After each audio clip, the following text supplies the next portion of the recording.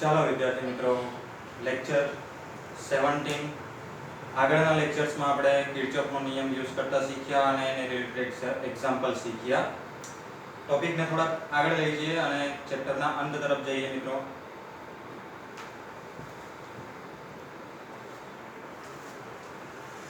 આજના લેક્ચરમાં આપણે કોષોના જોડાણ જોવાના છે. વિદ્યુત કોષો આપણે આગળના લેક્ચર્સમાં ભણી ગયા છે. બેટરી એટલે કે વિદ્યુત કોષ EMF નું પ્રાપ્તિ સ્થાન. તો આપણે જેવી રીતે અવરોધો કેપેસિટરના જોડાણો જોઈ ગયા શ્રેણી સમાંતર, એ જ રીતે વિદ્યુત કોષ એટલે કે બેટરી જે કરી એના પણ અલગ અલગ ટાઈપ્સના જોડાણો થઈ શકે છે, જેના દ્વારા આપણે ઓછા વોલ્ટેજની બેટરી દ્વારા પણ વધારે પડતા વોલ્ટેજ મેળવી શકીએ છીએ.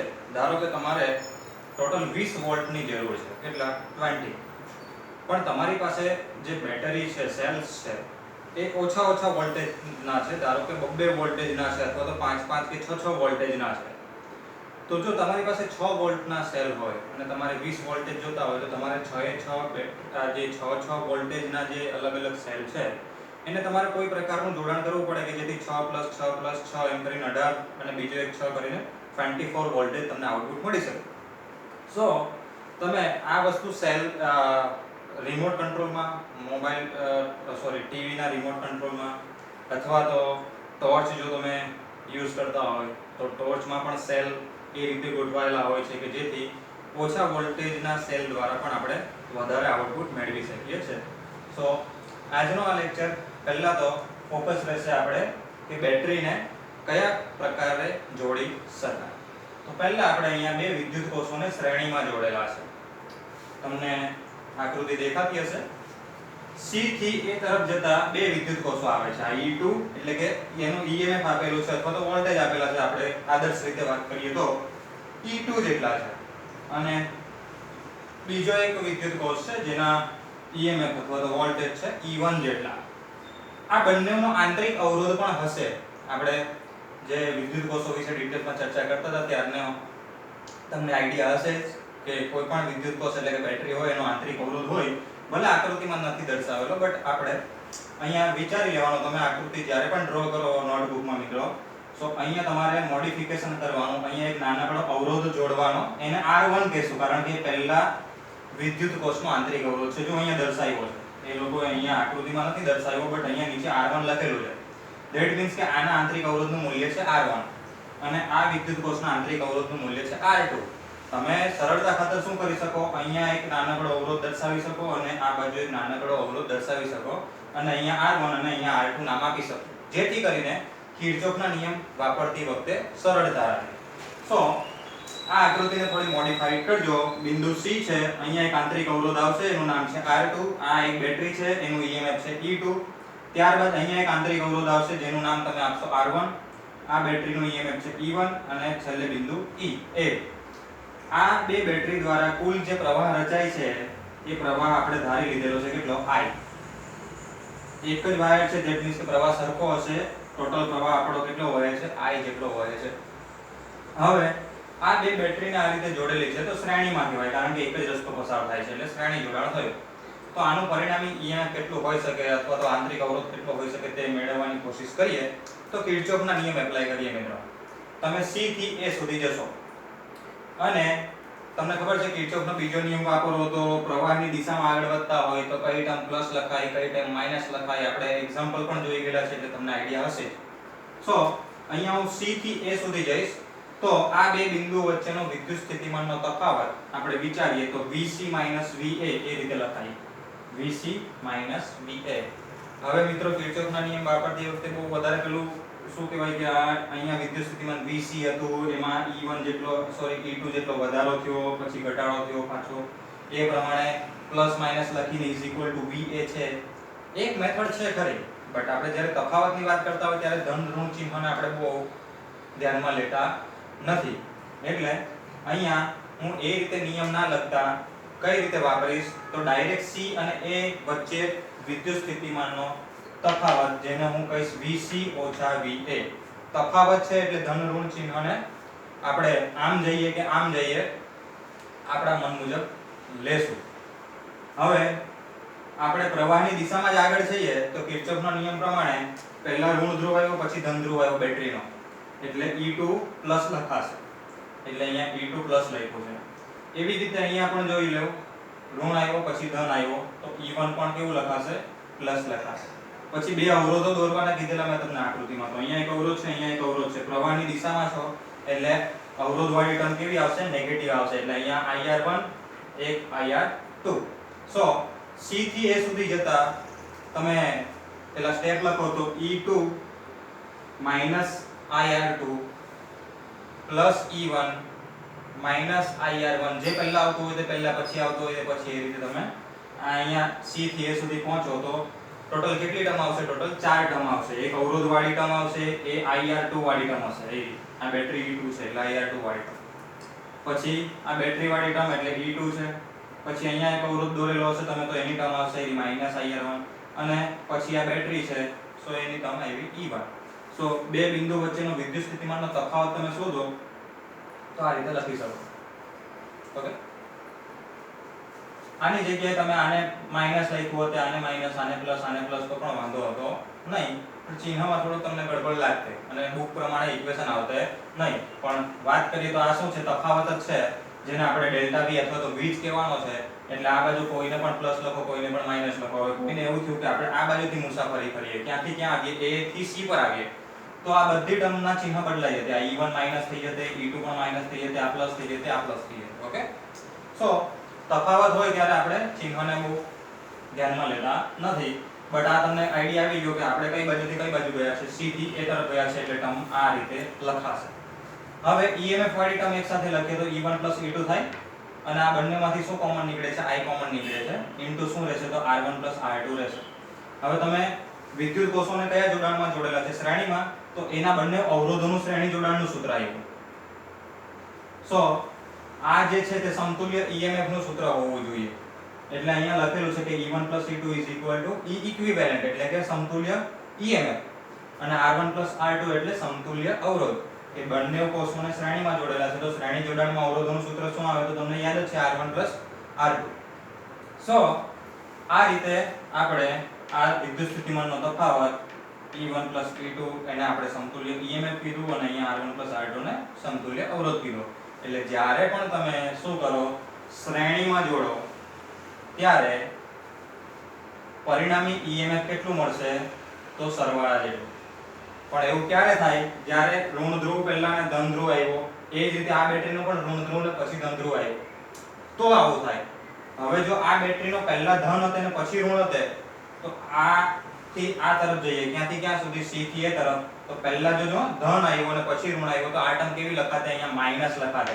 તો અહીંયા શું મળતે, E1 E2 મળતે. એટલે આ એક બાબત ધ્યાનમાં રાખજો.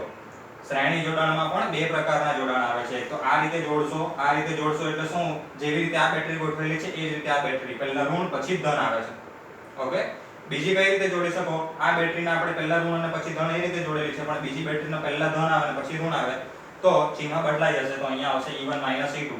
ઓકે, સો જ્યારે પણ તમે કોષોનું કયું જોડાણ લેવું, શ્રેણી જોડાણ, તો પરિણામી EMF કેટલું આવશે, કાં તો બધા કોષોના સરવાળા જેટલું, કાં તો સરવાળા અથવા બાદબાકી જેટલું. ઇન શોર્ટમાં બેઝિક સરવાળા જેટલું થાય. આપણે ચિહ્ન ધ્યાનમાં લેવા પડે કે તમે ધન ધ્રુવ અને ઋણ ધ્રુવ કઈ રીતે જોડેલા છે, પોલારિટી બેટરીની કઈ રીતે છે. સો આને પોઝ કરીને તમે આ નોટ કરવું હોય તો કરજો. આ ટોપિક ઇમ્પોર્ટન્ટ નથી, બટ આપણે NCERT ની બુકમાં છે, દેટ્સ વાય આપણે ચર્ચા કરી છે. હવે આના પર આપણે ડિટેલમાં થોડું જોઈએ આગળ.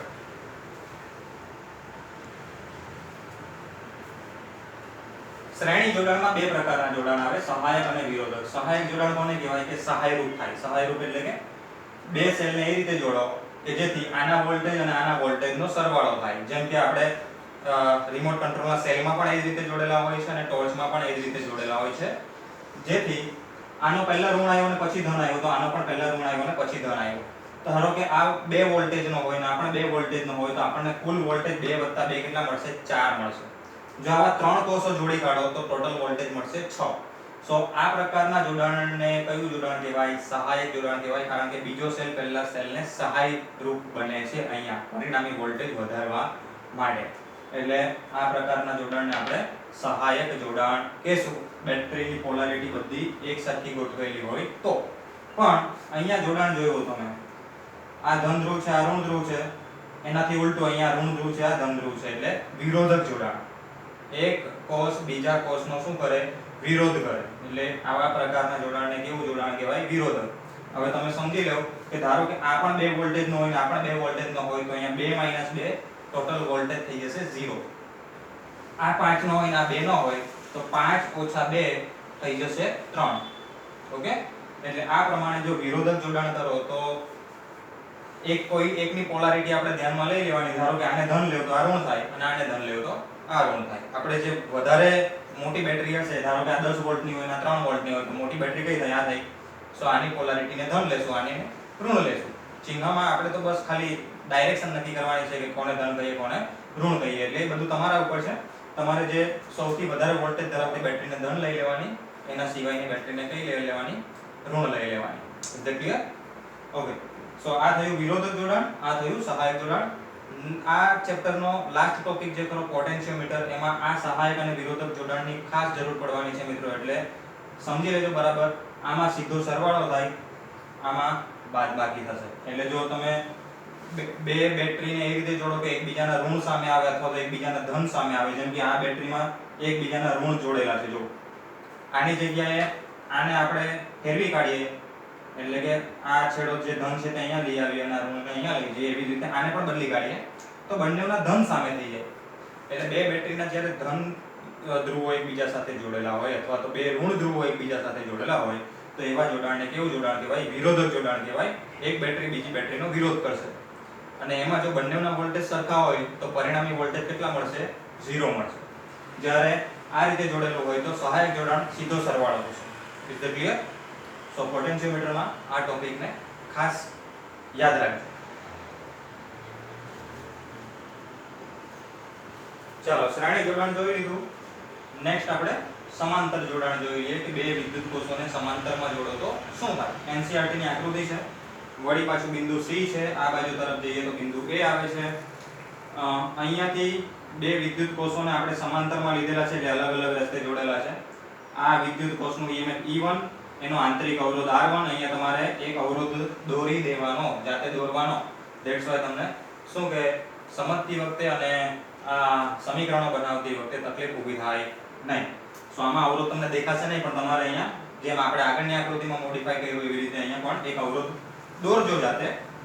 સો બેટરીનું EMF E1 અને આંતરિક અવરોધ R1, એવી રીતે આ બેટરીનું EMF E2 અને આંતરિક અવરોધ R2.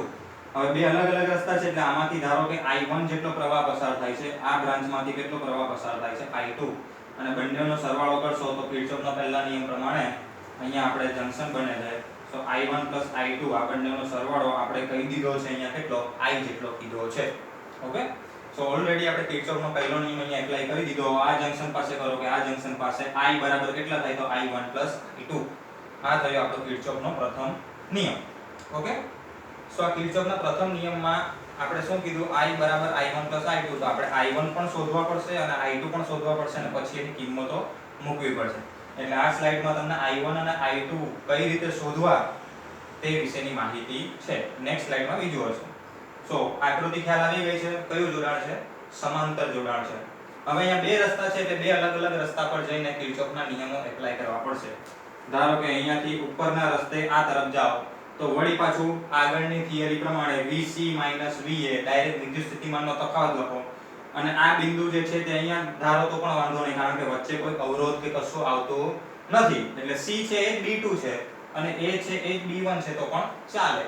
એટલે અહીંયા મેં લખેલું છે કે VB2 - VB1 તો કોઈ વાંધો નથી. આની જગ્યાએ તમને એવું લાગે કે સર મારે VC - VA લખવું છે તો અહીંયા VC - VA લખો, કોઈ ખોટું નથી. જો વચ્ચે કોઈ અવરોધ આવી ગયો હોય કે કોઈ બેટરી આવી ગઈ હોય તો બદલાય. આ બે બિંદુ અલગ અલગ થઈ જાય, કારણ કે વચ્ચે કંઈક છે તો વિદ્યુત સ્થિતિમાનનો તફાવત લાગુ પડે. પણ A અને B1 વચ્ચે કશું છે જ નહીં, તો A એ જ B1 છે. ઓકે? સો આ બે બિંદુ વચ્ચેનો વિદ્યુત સ્થિતિમાનનો તફાવત આપણે ઉપર તરફ જઈએ તો કઈ રીતે લખાશે? તો પહેલા ઋણ આવે ને પછી ધન આવે, એટલે E1 ધન આવશે અને આપણે પ્રવાહની દિશામાં છીએ એટલે અવરોધવાળી ટર્મ કેવી આવશે? નેગેટિવ આવશે. એટલે સૂત્ર લખાશે E1 - I1 R1. કારણ કે આમાં પ્રવાહ કેટલો છે? I1 અને આંતરિક અવરોધ કેટલો હતો? R1. સો -i1 r1 e1 એ રીતે લખો તો પણ ચાલે, એટલે આ ટર્મ આગળ લખાશે, આ ટર્મ પાછળ લખાશે તો પણ કોઈ ઇશ્યુ નથી, અને આ રીતે લખવું હોય તો પણ કોઈ વાંધો નથી. આપણે તો બે ટર્મ આવવી જોઈએ, એક EMF ની ટર્મ એટલે કે બેટરીના વોલ્ટેજ વાળી ટર્મ, અને બીજો એક શું છે અહીંયા અવરોધ છે તો અવરોધ વાળી ટર્મ આવવી જોઈએ. પહેલા ઋણ અને પછી ધન આવે છે એટલે E1 છે, અને પ્રવાહની દિશામાં છે એટલે આ ટર્મ કેવી છે માઈનસ. આને આપણે વિદ્યુત સ્થિતિમાનનો તફાવત V કહી દઈએ તો V બરાબર શું થાય E1 I1 R1 થાય. હવે તમારે આ સૂત્રમાંથી શું કરવાનું છે, I1 ને સૂત્રનો કરતા બનાવવાનો છે મિત્રો. આ આપણને સમીકરણ મળી ગયું છે પહેલું, એમાંથી કોને સૂત્રનો કરતા બનાવવાનો છે I1 ને. સો I1 ને સૂત્રનો કરતા બનાવવા માટે આપણે પહેલા શું કરવું પડે, એને ડાબી બાજુ લઈ જવું પડે એટલે પ્લસ થઈ જાય, આ V ને આ બાજુ લાવો તો માઈનસ થાય, એ બધું તો બેઝિક નોલેજ તમને હશે જ. પછી R1 ને છેદમાં લઈ જાઓ એટલે આપણને પ્રવાહનું સૂત્ર મળી ગયું. આ પ્રવાહ કયો છે I1. ઓકે, અહીંયા સુધી સમજાય. હવે એ જ રીતે તમે કયા માર્ગે ગતિ કરો, નીચે તરફ, એટલે બીજું સમીકરણ મળશે એવું. હવે બેટરી E2 છે એટલે E1 ની જગ્યાએ E2, અને પ્રવાહ I2 છે એટલે અહીંયા આવશે I2 R2. પ્રિન્ટિંગ મિસ્ટેક છે, અહીંયા સુધારી લેજો. અહીંયા શું આવશે, પ્રવાહ I નહીં આવે એની જગ્યાએ શું આવશે I2. જેવી રીતે અહીંયા I1 છે એવી રીતે અહીંયા આવશે I2. નોંધી લેજો, આ બેઠું ટપકાવતા નહીં, I2 R2. ઓકે, અને આ જ રીતે સ્ટેપ કરશું આપણે. આની જગ્યાએ શું મૂકશું, V મૂકશું, અને પછી કોને સૂત્રનો કરતા બનાવશું I2 ને. તો સમીકરણ આની જેમ બનશે, E1 ની જગ્યાએ E2, આ V as it is, અને R1 ની જગ્યાએ R2. સો આપણને પ્રવાહના બે સૂત્ર મળી ગયા, પહેલું સૂત્ર, આ બીજું સૂત્ર. આ પ્રવાહ I1, આ પ્રવાહ I2. આપણે કયા સમીકરણમાં મૂકવાના હતા એને, તો આપણે જ્યારે કિર્ચોફનો પહેલો નિયમ એપ્લાય કર્યો છે, નેક્સ્ટ સ્લાઇડમાં હશે. I બરાબર I1 I2, જેમાં આગળની સ્લાઇડમાંથી I1 ની કિંમત મૂકી છે અને I2 ની કિંમત મૂકી છે. ઓકે, સો વંચાય છે I1 ની કિંમત, I2 ની કિંમત. હવે એક કામ કરીએ, આ સ્ટેપને છૂટા પાડીએ. E1 ના છેદમાં R1 લખાય, એવી રીતે માઈનસ V ના છેદમાં R1. વળી પાછી પ્રિન્ટિંગ મિસ્ટેક, અહીંયા કોપી પેસ્ટમાં પ્રોબ્લેમ થાય. અહીંયા તમારે આવશે R1, આ V ના છેદમાં R1 લેવાનું છે એટલે અહીંયા શું આવશે R1. નોંધી લેજો મિત્રો, આ સ્લાઇડમાં આ પ્રિન્ટિંગ મિસ્ટેક છે, એટલે મેં તમને PDF જે શેર કરી છે એમાં પણ પ્રિન્ટિંગ મિસ્ટેક જ હશે.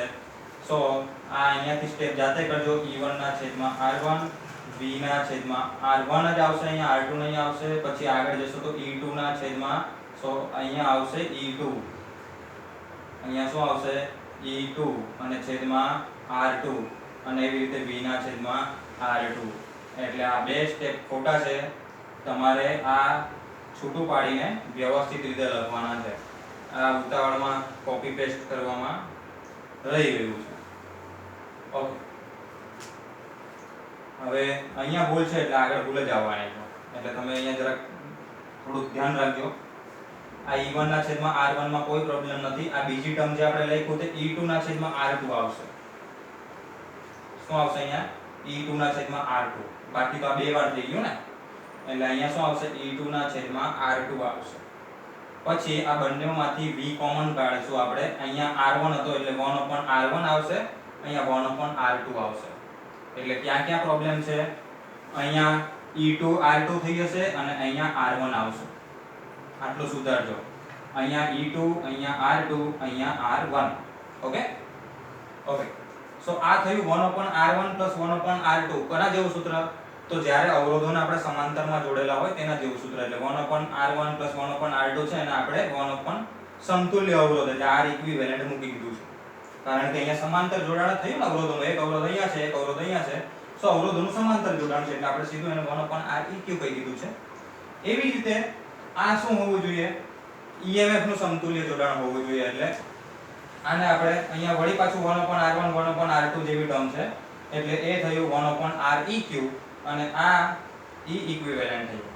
એટલે આપણે ફાઇનલ ઇક્વેશન એવું મળ્યું, I બરાબર E ઇક્વિવેલન્ટ ના છેદમાં R ઇક્વિવેલન્ટ માઈનસ V ના છેદમાં 1/R ઇક્વિવેલન્ટ. ઓકે, તો આ સ્લાઇડમાં ભૂલ છે, અહીંયાથી મેથેમેટિક્સ જાતે કરજો અને કોમન કાઢજો તો વધારે આઈડિયા આવશે. છેલ્લું સ્ટેપ સાચું છે, આ વચ્ચેના બે સ્ટેપમાં સુધારો છે. Is that clear? સો અહીંયા સુધી થિયરી સાબિત કરવાની છે. આનું વધારે કોઈ શું કહેવાય કે એક્ઝામ્પલ્સ આવતા નથી, અને આનો કોઈ બહુ ઉપયોગ આવતો નથી, બટ બાય ચાન્સ આપણા નસીબ સારા ના હોય તો 2 માર્ક્સમાં એ લોકો પૂછી કાઢે તો આપણને એકવાર સમજી લીધેલી હોય તો સારું. એટલે આપણે શું જોયું અત્યાર સુધી? તો વિદ્યુત કોષોના શ્રેણી અને સમાંતર જોડાણો જોયા. ઓકે,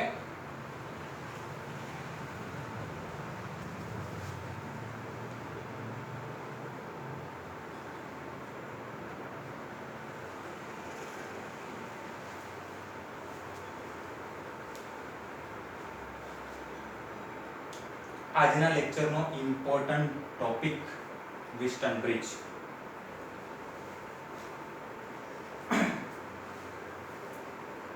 આને રિલેટેડ એક્ઝામ્પલ આવવાના ચાન્સીસ મેક્સિમમ છે. ઇલેક્ટ્રોનિક્સમાં આ પ્રકારના જે પરિપથ હોય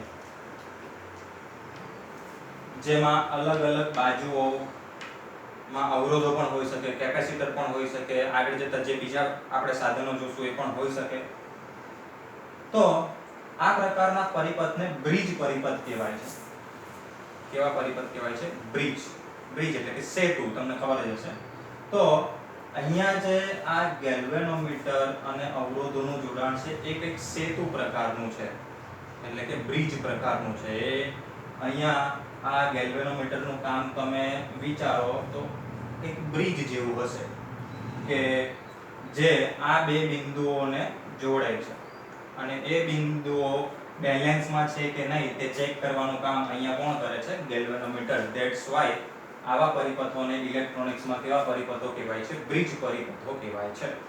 અહીંયા તમે જોઈ શકો કે ટોટલ 4 અવરોધો છે, R1, R2, R3, R4. Number ગમે ત્યાંથી ગમે તે રીતે તમે આપી શકો.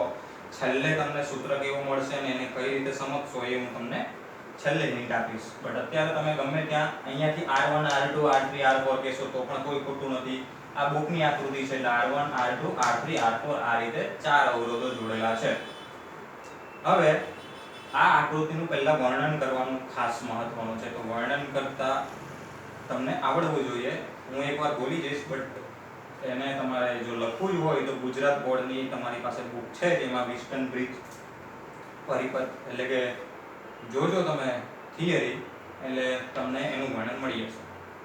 કઈ રીતે બોલાશે? તો જો આ રીતે બોલાશે કે બે અવરોધો R1 અને R2 નું સામાન્ય બિંદુ કહેવાય. આ બંને કોમન પોઈન્ટ કહેવાય ને, આ બંનેના કોમન છેડો છે. એટલે સામાન્ય બિંદુ A ને બેટરીના કોઈ એક ધ્રુવ સાથે જોડેલું છે, ધન હોય ઋણ હોય, તમને જે જોડવો હોય તે.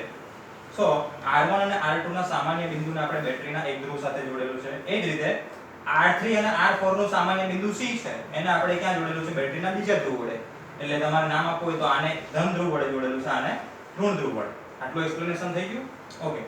સો R1 R2 નો છેડો આવી ગયો, R3 R4 નો છેડો આવી ગયો. હવે નેક્સ્ટ R1 અને R3 નો છેડો હીરો કોમન, એને આપણે કોની સાથે જોડેલો છે? ગેલ્વેનોમીટર. એવી રીતે ઉપર R2 અને R4 નો કોમન છેડો B એને પણ આપણે ગેલ્વેનોમીટર સાથે જોડેલો છે. તો લખાશે આ રીતે R1 અને R3 નો કોમન છેડો તથા R2 અને R4 નો કોમન છેડો B બંનેને આપણે ગેલ્વેનોમીટર વડે જોડેલા છે. ઓકે. સો આ થયો આપણો વિસ્ટન બ્રિજ પરિપથ. એ વૈજ્ઞાનિક નું નામ જ હતું, એના પરથી આ બ્રિજ પરિપથને વિસ્ટન બ્રિજ કહેવાય છે. એક્ચ્યુઅલી આ પરિપથ અજ્ઞાત અવરોધ શોધવા માટે થાય છે. જેવી રીતે ઓહ્મનો નિયમ વપરાય છે, આપણે અવરોધ શોધી શકીએ. આપણે પ્રેક્ટિકલ જોવાનો છે ત્યારે ઓહ્મના નિયમનો પ્રેક્ટિકલ પણ જોવાનો છે, એવી રીતે વિસ્ટન બ્રિજનો પ્રેક્ટિકલ પણ જોવાનો છે. અજ્ઞાત અવરોધ શોધવા માટે વપરાય. આમાંથી ટોટલ કેટલા અવરોધ છે? 4 અવરોધ છે. આમાંથી કોઈ એક અવરોધ તમને ના ખબર હોય તો એ અવરોધને શોધી શકશો. કઈ રીતે શોધી શકશો તે આપણે થિયરી વાઇઝ જોઈએ. ઓકે. સો અહીંયા શું કરવાનું છે તમારે? ધારો કે આ અવરોધ અજ્ઞાત છે. આ અવરોધ કેવો છે? અજ્ઞાત.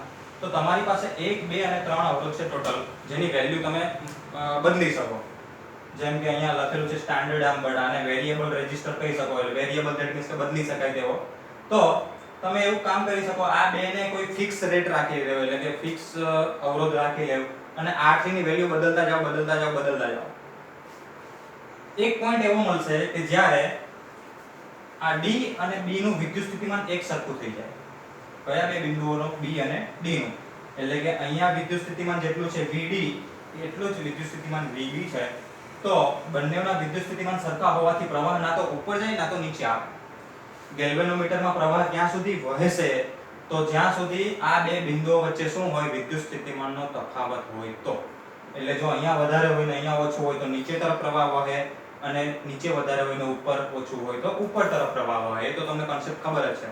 પણ આપણે આ ત્રણ અવરોધોનું મૂલ્ય બદલવાનું, અને એ રીતે બદલવાનું કે જેથી આ બંનેનું વિદ્યુત સ્થિતિમાન કેવું થઈ જાય, સરખું. અને સરખું થઈ જાય એટલે આમાંથી પ્રવાહ પસાર થશે નહીં.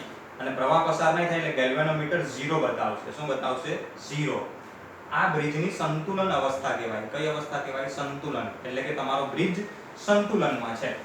હવે એકવાર તમે આ બ્રિજને સંતુલિત કરી દીધો ત્યારે કિર્ચોફના નિયમો વાપરો. કિર્ચોફના નિયમ અહીંયા વાપરેલા છે. મારી પાસે આ વિડિયોમાં લગભગ ટાઈમ ઓછો છે એટલે તમે પોઝ કરીને લખી લેજો. બહુ ઈઝી છે. અહીંયા કિર્ચોફનો નિયમ વાપરો. પહેલા આ ડાયરેક્શનમાં જાઓ, પછી નીચે ઉતરો ને પછી આ ડાયરેક્શનમાં આવો. ધ્યાનથી જોજો. આ બાજુ જશો એટલે પ્રવાહ આ બાજુ દર્શાવેલો છે તો I2 R2 માઈનસ આવશે. કિર્ચોફના નિયમ વાપરતા આવડે એટલે એ માઈનસ I2 R2. આમાં તો પ્રવાહ જ નથી એટલે એની ટર્મ નહીં આવશે. આ બાજુ જશો તો પ્રવાહ સામે મળે છે એટલે આ ટર્મ આવશે પ્લસ I1 R1 0. આખો બંધ ગાળો થઈ ગયો ને એટલે પાછા ત્યાં જ પહોંચી ગયા તો શું લખાય? 0 લખાય. આપણે આગળના એક્ઝામ્પલમાં જોઈ ગયેલા તો એમાં શું કહેતા હતા? આપણે આવું કહેતા હતા કે ભાઈ અહીંયા VA છે, પછી માઈનસ I2 R2 આવશે, પછી આ કંઈ નહીં, પછી અહીંયા આવશે પ્લસ I2 R2 શું લખતા હતા? પાછું VA લખતા હતા. તો ડાબી બાજુથી VA અને જમણી બાજુથી VA કેન્સલ કરો એટલે 0 થઈ ગયું ને. એટલે તમે જ્યારે આખો બંધ ગાળો લેવો ત્યારે આ રીતે ડાયરેક્ટ 0 લખી શકો. તો આપણે VA લેવાની કોઈ જરૂર નથી. આ એક ટર્મ આવી minus I2 R2 plus I1 R1 0. એ જ રીતે અહીંયા બનાવશો તો આવું સમીકરણ આવશે. ઓકે, એ તમે જાતે જોઈ લેજો જરા. હવે આને સામે લઈ જશો તો આ એક ટર્મ પ્લસ થઈ જશે એટલે શું લખાશે? I2 R2 I1 R1. અને અહીંયા પાછું એવું જ કરશો તો I2 R4 I1 R3. Easy. શું કર્યું છે? અહીંયા કિર્ચોફનો બીજો નિયમ વાપર્યો, અહીંયા કિર્ચોફનો બીજો નિયમ વાપર્યો, અને કિર્ચોફના બીજા નિયમ વાપરીને ખાલી સમીકરણમાં શું કર્યું છે? આપણે ડાબી બાજુથી જમણી બાજુ લઈ ગયા એટલે બે સમીકરણ મળ્યા. હવે આ બંને સમીકરણોનો ગુણોત્તર લેવો. દેખાય છે? I2 કેન્સલ થશે, R2 ના છેદમાં R4 આવ્યો. અને અહીંયા I1 કેન્સલ થશે એટલે R1 ના છેદમાં R3 આવ્યો. એટલે જ્યારે આપણો બ્રિજ સંતુલનમાં હોય ત્યારે શું મળે? તો ગુણોત્તર મળે. R2 ના છેદમાં R4 R1 ના છેદમાં R3. હવે તમને કયો ખબર નહોતી? આ R4 ની વેલ્યુ ખબર નહોતી તો R4 ને સૂત્રનો કરતા બનાવો તો આ ત્રણ વેલ્યુ તો તમે જાણો છો તો R4 મળી જાય ને. એટલે આ સંતુલિત અવસ્થામાં વિસ્ટન બ્રિજનું સમીકરણ બન્યું. આમાંથી કોઈ પણ એક અવરોધ અજ્ઞાત હોય તો આપણે એને સૂત્રનો કરતા બનાવી શકીએ. તો ઈઝી છે બહુ. R2 ના છેદમાં R4, અહીંયા R2 છે, અહીંયા R4 છે એટલે આના છેદમાં આ R1 ના છેદમાં R3. સો આના છેદમાં લખો તો આના છેદમાં આવે. ઓકે, અને આ બંનેનો R1 ને છેદમાં લઈ આવો અને R4 ને ઉપર લઈ જાઓ. શું બોલું છું ધ્યાનથી સાંભળો. R1 ને છેદમાં લઈ આવો, R4 ને અહીંયા લઈ જાઓ તો સમીકરણ આવું થશે R2 ના છેદમાં R1 R4 ના છેદમાં R3. એટલે કહેવાનો મીનિંગ એવો, આના છેદમાં લખો તો આના છેદમાં આવે અને આના છેદમાં લખો તો આના છેદમાં આવે. આ હિન્ટ છે. તમે બ્રિજ પરિપથ તમને આપેલો હોય તો આના છેદમાં આ અવરોધ લખો તો આના છેદમાં આ. સમીકરણ ગોખવાની જરૂર નથી કારણ કે તમે ગોખશો તો તમારે આ પેટર્ન પણ ગોખવી પડશે કે અહીંયા R1 છે, અહીંયા R2 છે, અહીંયા R3 છે, અહીંયા R4 છે. એના કરતાં તમે જાતે નામ આપો. ધારો કે અહીંયા R1 R2 R3 R4 આપી દીધું તો આના છેદમાં આ લખો તો આના છેદમાં આવે અને આના છેદમાં આ લખો તો આના છેદમાં આવે. Is that clear? તો આ આપણે સંતુલન કરીને સૂત્ર મેળવ્યું છે. એટલે આ સૂત્ર માત્ર ને માત્ર એક જ કન્ડિશનમાં વપરાય કે જ્યારે બ્રિજ સંતુલનમાં હોય. બ્રિજ સંતુલનમાં ક્યારે હોય? આ બ્રાન્ચમાં પ્રવાહ પસાર થતો ના હોય તો જ.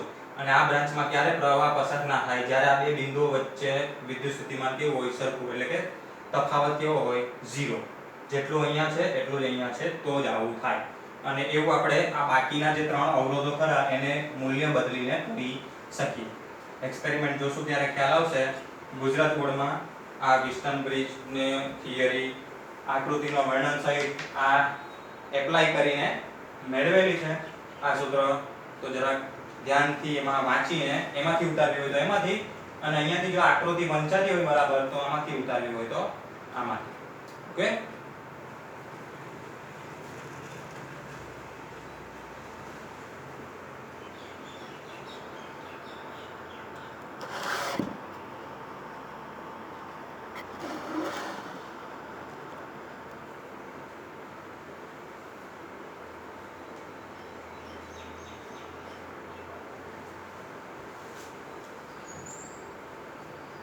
વિસ્ટન બ્રિજની જે આપણે પરિપથ જોઈ ગયા એનો પ્રેક્ટિકલી યુઝ જોવા જઈએ તો કઈ રીતે કરવાનો, તો એક મીટર બ્રિજ નામનું સાધન છે જે આપણે પ્રયોગશાળામાં વાપરવાનું છે અને એનો પ્રેક્ટિકલ કરવાનો છે. જે કંઈક આવું સાધન હશે જેને આપણે એક્ઝામ્પલ સાથે કોરિલેટ કરશું ત્યારે વધારે આઈડિયા આવશે. ખાલી અત્યારે જોઈ લેવું કે આપણું જે વિસ્ટન બ્રિજનું સાધન જેને મીટર બ્રિજ કહેવાય તે કંઈક આવું દેખાતું હશે, જેમાં આ પ્રકારના કોઈ પણ ધાતુની પટ્ટીઓ મારેલી હશે. અહીંયા એલ આકારની પટ્ટી છે, અહીંયા એલ આકારની પટ્ટી છે, અહીંયા સીધી પટ્ટી છે. આની વચ્ચે અવરોધ જોડી શકીએ, આની વચ્ચે અવરોધ જોડી શકીએ એટલે બે અવરોધ આવી ગયા. અને એક લાંબો તાર હશે જે 1 મીટરનો હશે. કેટલા મીટરનો? 1 મીટરનો. ધેટ્સ વાય આને મીટર બ્રિજ કહેવાય છે. હવે તારનો એક છેડો અહીંયા અને આ બે અવરોધોનો વચ્ચેનો છેડો, એની વચ્ચે આપણે ગેલ્વેનોમીટર જોડેલું છે એટલે something like exactly meter bridge થઈ ગયો, આપણે સોરી વિસ્ટન બ્રિજ થઈ ગયું છે, જેને આપણે એક્ઝામ્પલ્સ જોતી વખતે જોશું. પણ પ્રેક્ટિકલમાં આપણે આ સાધન વડે અજ્ઞાત અવરોધનું મૂલ્ય શોધશું. ઓકે, સો આ ખાલી અત્યારે આકૃતિ બતાવી રાખી છે મિત્રો. નેક્સ્ટ નેક્સ્ટ લેક્ચરમાં જ્યારે આનો એક્ઝામ્પલ જોશું ત્યારે એને એક્ઝેક્ટલી હું તમને બતાવીશ કે કઈ રીતે આ જ આકૃતિ પેલી વિસ્ટન બ્રિજની છે. ઓકે.